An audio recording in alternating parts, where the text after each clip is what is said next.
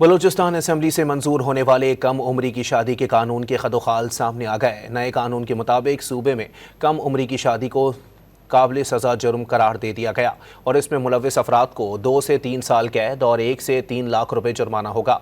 Don news को मौसूल कानून की दस्तावेजात के मुताबिक 18 साल से कम उम्र शख्स को बच्चा कहा जाएगा, जबकि बच्चों की शादी से मुराद ऐसी शादी होगी जिसमें कोई एक फरीक भी 18 साल से कम उम्र हो।